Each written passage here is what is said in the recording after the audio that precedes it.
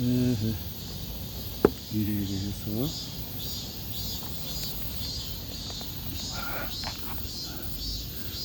뉴로 테크놀로지와 사회, 뉴로 테크놀로지, 인간의 뇌와 정신을 좌우지우지할 수 있게 된다면 사회적으로 매우 커다란 파장이 일어날 것이다. 인간의 정신을 바꿔주는 약이나 유전자 치료법은 알츠하이머병, 노화, 만성통증 등의 치료에 밝은 전망을 준다. 머리가 좋아지는 스마트 약품이나 스마트 유전자는 정신질환으로 고통받는 수천만 환자들에게 더 나은 삶을 제공해 줄 수 있다. 사회 경제적인 차원에서 본다면 효용이 매우 클 것이다. 미국인들은 알츠하이머 환자들의 장기 진료에만 매년 1천억 달러에 이르는 돈을 지출하고 있다. 미국 국립보건원에 따르면 알츠하이머 병 외에도 우울증을 포함한 다른 정신질환 때문에 발생하는 경제적인 손실이 연간 3천억 달러에 이른다. 여기에는 환자들의 결근에 따른 생산차질, 정신치료, 후유증 등과 같은 비용이 포함된다. 알츠하이머 병이나 우울증, 기타 정신질환의 발병을 줄인다.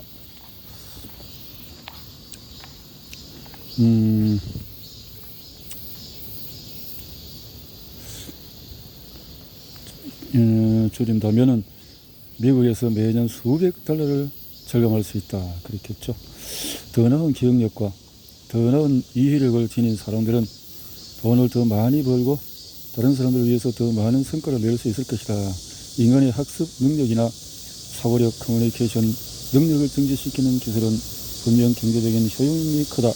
그런 기술을 통해서 인간은 당면 문제를 해결하고 과학적인 진보를 이루고 좀 더 나은 제품을 생산할 수 있다. 학습 속도가 빠른 과학자라면 자기 분야에서 이루어지는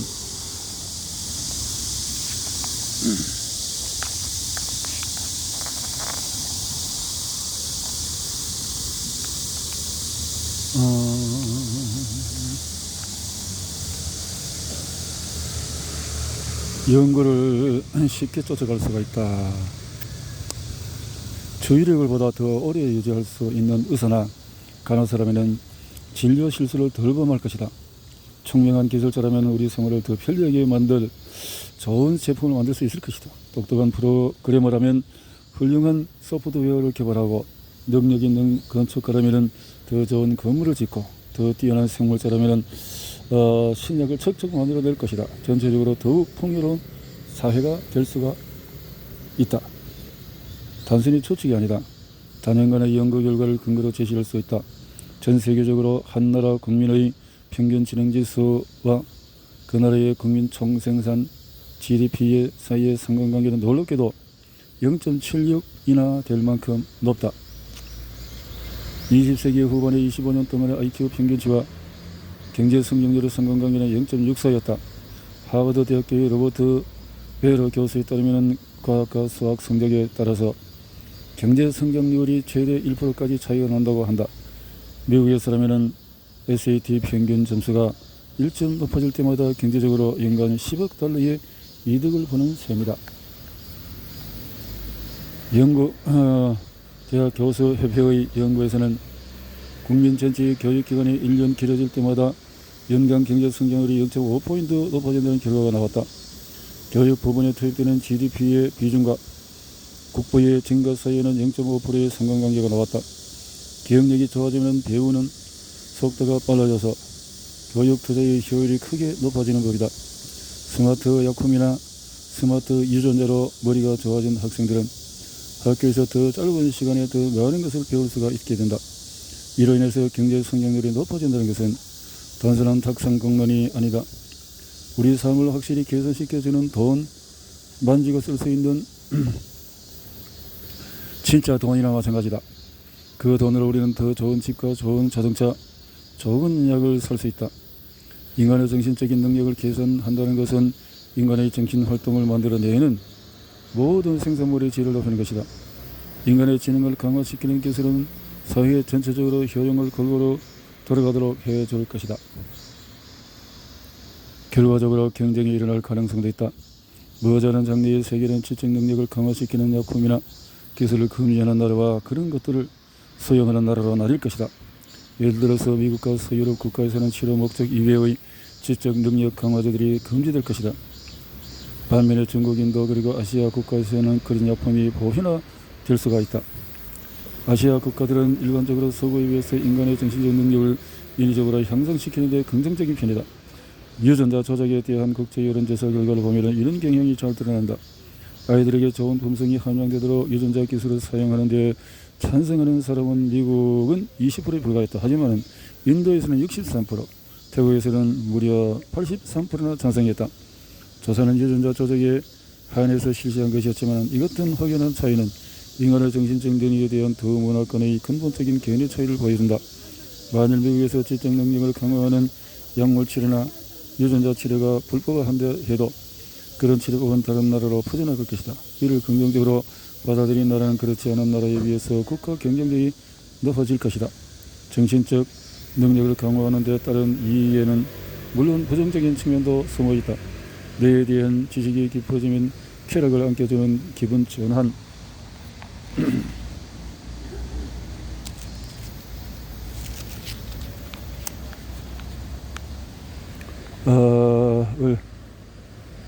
약을 만들기도 한다.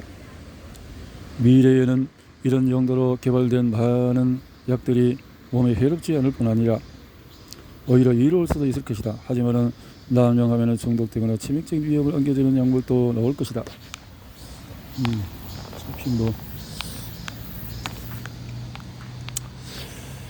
그럴 것이다.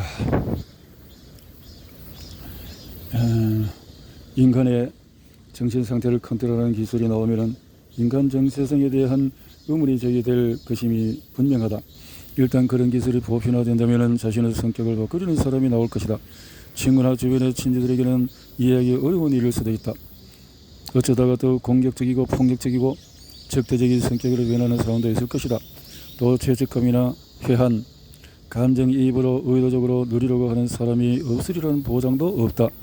이처럼 가격하고 극단적인 성격 변화는 사회적으로 용인될 만큼 만무하다. 하지만 그런 정신개조 기술이 일단 확립되면 아무리 금지해도 암시장과 같은 불법적인 루트를 통해서 손쉽게 얻을 수가 있다. 장기적으로 보면 유전자를 비틀거나 새로 조직하는 일이 법적으로 금지된 약품을 만들어내는 일보다도 어려울 이유가 없다. 알다시피 금지 약품을 만들 수 있는 기술이나 능력을 지닌 기술자는 수없이 많다. 불법적이긴 하지만 정신개조에 대해서 수요가 있는 곳에는 공급이 뒤따르기 마련이다. 정신적인 변화를 좀 더 원만하게 일으킨다고 해도 우리는 누군가라는 한마디로 대답하기가 어려운 의문을 피해갈 수는 없다. 추사한 대로 성격이 일부 바뀌어도 여전히 똑같은 나일까? 부끄럼 많이 타고 소극적인 던데가 화끈하고 통 크게 노는 사람으로 바뀌어도 여전히 나일까? 평소 그런 성격으로 바뀌길 원했다면 도대체 어느 쪽이 진짜 나일까? 만약 친구들이 바뀐 나를 마음에 들어 하지 않고 나 또한 그들이 싫어진다면, 만약에 신경화학적인 유대를 강화하기 위해서 아내와 함께 그런 주사를 맞았다면 도대체 우리 부부관계를 뭐라고 해야 하나? 우리 부부의 사랑은 더 깊어진 것인가? 아니면 망가진 것인가? 이런 의문들은 굳이 새로운 테크놀로지와 연관시키지 않더라도 쉽게 떠올릴 수 있는 것들이다. 알코올이나 어떤 약을 먹은 상태에서 나타나는 나의 성격이 진정한 나일까? 지금은 나는 10년 전의 나와 똑같은 나일까? 만일 내가 새로운 외국어를 배워서 해외로 이주해서 새 친구들을 사귀고 새적 직장을 얻고 새 종교를 갖는다고 치자. 그래도 여전히 예전의 나와 똑같은 나일까? 유로 테크놀로지는 인간 정체성의 본질을 심하게 변모시키지는 않는다. 그에 대한 우리가 가진 인식의 한계들을 더 선명히 부각시켜 줄 뿐이다. 현실적으로 우리는 끊임없이 변하고 있다. 우리가 겪는 경험은 지적으로나 정서적으로나 신경생물학적으로 우리가 어떻게든 변화시킨다.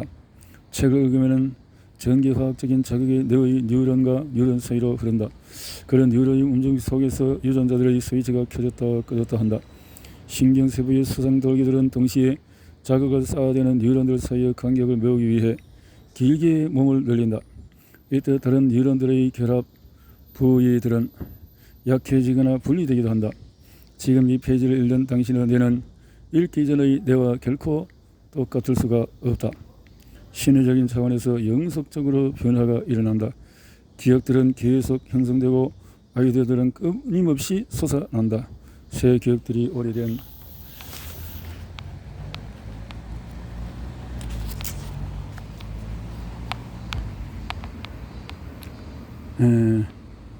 뉴로 테크놀로지가 인간 정체성의 본질을 심화시켜 미래의 행동에 미묘한 영향을 미친다. 지금 무엇을 읽고 있고 그에 대해서 어떤 반응을 보이느냐에 따라서 내일 또 다음 주 또 다음 해에 무슨 책이나 영화를 보고 어떤 대화를 할지를 하는 것이 달라질 수가 있는 것이다. 이런 변화는 우리 모두가 선택하기 때문에 일어나는 것이다. 지금 이 책을 골라 들었다고 하자 만일 다른 책을 골랐다고 해도 똑같이 내일 어떤 변화가 나타날 것이다. 무슨 영화를 보고 어디로 놀러가고 누구와 시간을 보내느냐 등의 선택도 마찬가지에 변화를 가져온다. 어떤 학교에 진학하고 어디서 살고 무슨 직업을 갖느냐 하는 선택은 향후 몇 년간 걸쳐서 더 큰 영향을 줄 것이다. 오늘 내가 하는 선택들은 장래에 내가 어떤 나가 되느냐에 매우 큰 영향을 미친다. 정도의 차이가 있을 수는 있겠지만 뉴로 테크놀로지에 따르는 선택은 인생에서 늘 하는 선택과 기본적으로 같다고 할 수 있다. 우리들에게 각자가 원하는 나를 더 명확하고 신속하게 선택할 수 있도록 해주는 것뿐이다. 바꿔 말해서 이는 자신의 행위와 정체성에 대한 책임을 좀 더 명확히 하는 것이다. 우리가 스스로의 감정과 성격을 조각품 깎듯이 만들 수 있다면 누구도 나는 이렇게 생겨먹었으니 어쩔 수 없어 라는 말은 할 수가 없다. 물론 개인의 선택이 그 정도 수준에 이르지는 쉽지 않을 것이다. 하지만 그런 변화는 근본적으로는 긍정적인 발전이 될 듯 싶다. 모든 사람이 저마다 어떤 나가 되느냐를 스스로 결정할 때 그에 대해서 더 큰 책임을 질 수 있기 때문이다. 창조된 평등. 모된 휴먼 1997년 모건 조립대학교 졸업식 연설에서 빌 클린턴 대통령이 이렇게 말했다. 과학과 그에 따른 혜택은 모든 미국인의 생활 향상에 기여해야 합니다. 특권을 지닌 소수만이 아니라 모두가 평등하게 과학을 접해 그 이익을 향후할 수 있어야 합니다. 사실 클린턴은 더 강한 표현을 썼어도 좋을 법했다. 과학이 어디서 생겨나는 이익은 전 세계의 모든 사람이 이용되어 수 있어야 합니다. 부유한 소고인만이 이익을 보는 일은 없어야 합니다. 그것이 과학의 진정한 모습입니다. 이 정도까지는 말해도 좋지 않았나 싶다. 정신과 육체를 마치 조각 깎듯이 만들어 낼 수 있는 능력은 질병 치료를 위한 노력의 부산물이다. 인간 노화를 늦추고 어린이들의 유전자를 바꾸며 뇌의 컴퓨터의 능력을 접합시키는 기술들은 또 마찬가지다. 인간 능력을 강화시키는 모든 기술들은 의학적인 연구에서 나온 것이다. 따라서 의학을 참고해 그런 기술들의 경제적인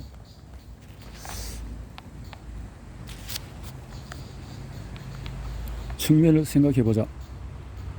우선 과거 의학기술이 어떻게 발전했고 그 비용이 어떻게 변화했는지 돌이켜보자. 두 가지 점에서 능력 강화 기술은 앞으로 전 세계 모든 사람들이 사용할 수 있을 정도로 저렴해질 것이라고 예상할 수 있다.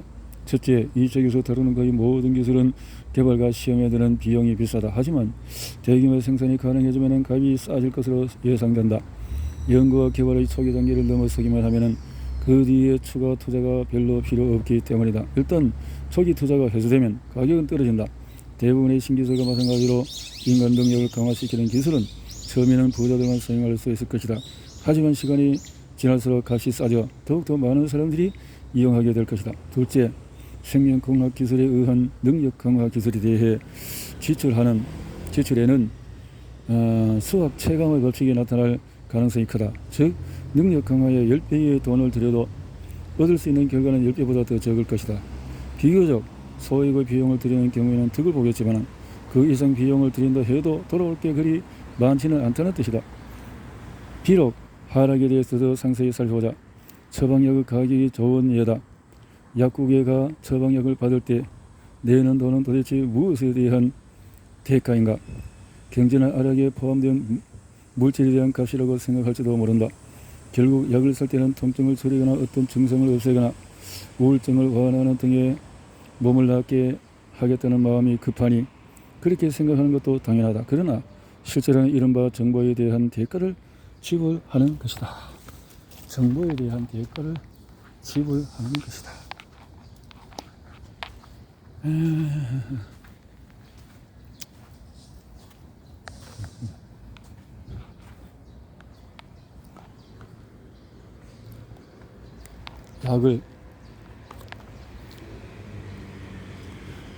약을 대규모로 제조하는 데는 그리 많은 돈이 들지 않는다.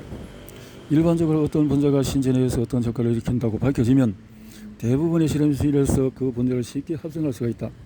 비용이 별로 들지 않을 뿐더러 한 번에 대량 생산하면 합성 비용은 더 낮아진다. 정말 돈이 드는 것은 신약을 만들어내기까지의 연구와 개발이다. 신약을 개발하려면 수천 번이나 실험하고 몇 년간에 걸쳐서 연구를 계속해야 한다. 개발 도중에 효과가 없다고 판명돼서 폐기 처분되는 것은 또 얼마나 많은가. 그리고 안전성을 확인하기 위해서 임상시험은 그야말로 시간과 돈을 꿀꺽꿀꺽 삼키는 하마와 같아. 이를 끝내고 나서야 겨우 식품의약국 FDA의 인가를 얻어 시장에 등장하는 것이다. 터프주대학교가 2000년 실시한 조사에 따르면 신약을 개발해서 승인을 받을 때까지 걸리는 비용은 평균 10억 달러에 육박한다. 10억, 1000억이다 이 말이죠. 제약회사들은 이타주의에 입각해서 투자하는 게 아니라 이익이 눈에 보이기 때문에 하는 것이다. 또 이익은 특히 제대로 보호받을 수가 있다. 신약에 대한 특허 기간 중에는 특허를 가진 회사의 허가 없이는 그 약을 만들 수가 없다. 특허권을 지닌 회사는 소비자가 감당해낼 수 있는 범위 내에서 가장 비싼 가격을 매길 수 있다. 약의 특허는 개발 출원된 후 20년간 유효하다. 개발된 다음에 출시될 때까지 10년 이상 걸리는 게 보통이다.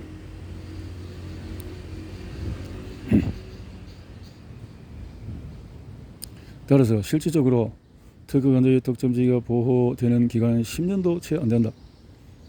일단 특허 기간이 종료되면 다른 제약회사들이 별다른 개발비를 들이지 않고도 제네릭 의약품을 제조 판매할 수 있다.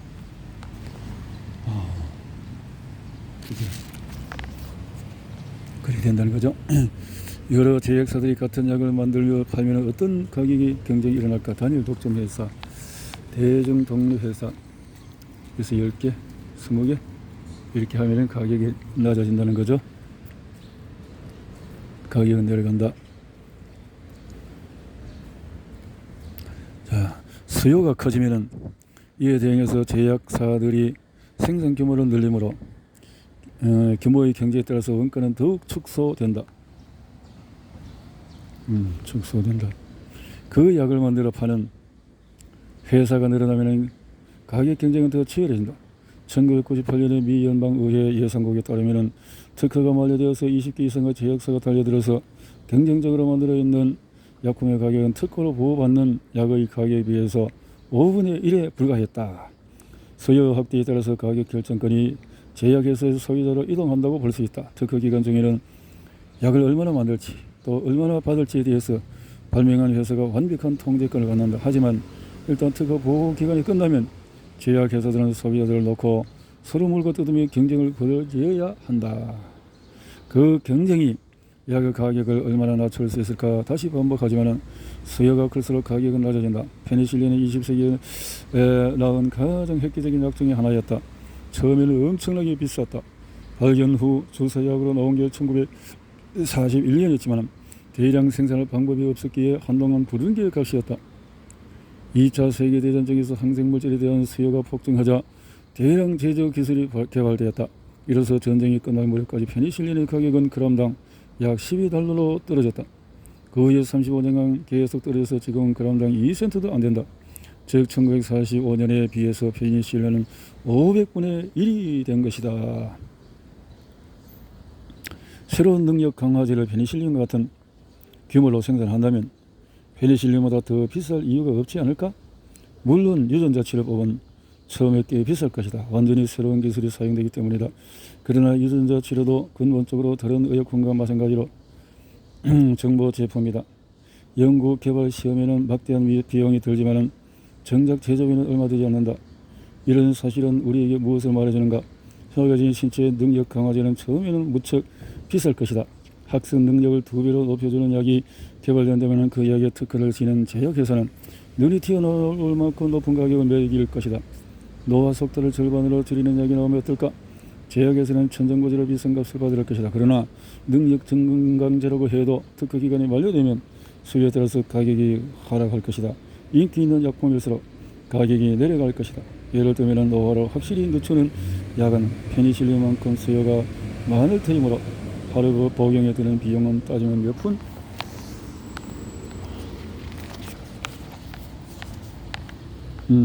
값이 쌓일 것이다. 그렇다면 거의 모든 사람이 그 약을 이용할 수 있게 되어진다. 모든 사람이 그러면 하게 되어진다는 거죠.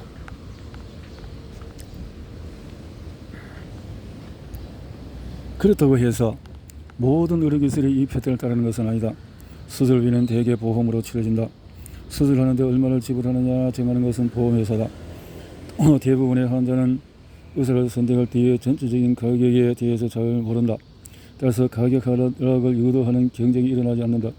하지만 환자들이 스스로 비용을 지불할 경우에는 진정한 의미의 선택을 하게 된다. 그렇다면 앞에 설명했듯이 수요가 많은 서비스의 공급자가 더 많이 진입할 것이다. 단기적으로 가격이 상승하지만 결국에는 내려간다는 법칙이 여기에도 들어맞는 셈이다. 합법적인 능력 강화 기술들이 부유층만큼이나 빈곤층에도 이익을 준다고 볼 수 있는 또 다른 근거가 수학 최강의 법칙이다. 잘 사는 사람일수록 삶의 질을 한 단계 더 높이기 위해서는 더 많은 돈을 써야 한다는 얘기다. 자동차를 생각해보자. 미국에서는 어딜 가나 $1000만 주면 움직이는데 별 불편 없이 그럭저럭 탈만한 자동차를 살 수 있다. 반면에 새 고급차를 사려면 수만 달러를 내야 한다. 이는 저가 모델에 비해서 10배나 되는 돈이다. 그렇다고 새 고급차가 10배 빠르거나 연료효율이 10배 높거나 안전성이 10배 되는 것은 아니다. 고급차에 추가로 쓴 돈은 차의 성능과는 큰 관계가 없다. 이동 능력이라는 기본적인 성능에 비춰보면 차가 아예 없는 것과 그나마 싸구려 자동차를 타고 다닌 것 사이에는 거대한 차이가 있다. 하지만 근접적인 가격 차이는 크지가 않다. 이에 비해서 똑같은 자동차인데도 저가 자동차와 BMW 같은 고가 모델 사이의 가격 차는 무지무지하다. 무지무지하게 크다. 이 수학 체감 법칙은 사람의 다른 측면에서도 적용이 된다. 모든 것에서 그렇다라는 거죠. 평균 수명도 자동차 성능처럼 돈을 들일수록 늘어나긴 하지만은 지출액이 증가함에 따라서 수명 연장률은 둔화가 된다. 평균 수명 완만해진다. 어릴 때는 좋지만은 한창 모이지만 이렇게 모였지만 점점 완만해져 버린다. 이런 말이죠. 그렇군요. 완만해진다. 수명을 모든 기술에도 정신적인 능력에도 이렇게 서구의 최상류 사람들은 그런 기술을 사용하기 위해서 언제든지 외국으로 갈 수 있다. 돈만 있으면 그런 기술을 자유롭게 시술해주는 또 이런 거 중국 같은 데 가서 몇 주씩 있을 수 있다. 만일 그런 기술이나 약이나 유전자 치료법 형태로 밀수입한다면 얘기는 더 간단해진다. 빈곤층은 물론 중산층도 자신의 정신적, 육체적인 능력을 강화하기 위해서 밀수품에 손댈 만큼 금전적인 여유는 없다. 금지한다면 그런 기술을 빈곤층의 손에서 훨씬 더 멀리 떨어지게 만들어낸 셈이다. 만일 인류의 평등을 지향한다면 능력 강화 기술의 개발과 사용을 장려하고 결소로 많은 사람들이 폭넓게 사용할 수 있도록 해야 한다. 그것이 일방적인 금지보다 더 합리적이다. 시간이 지나면서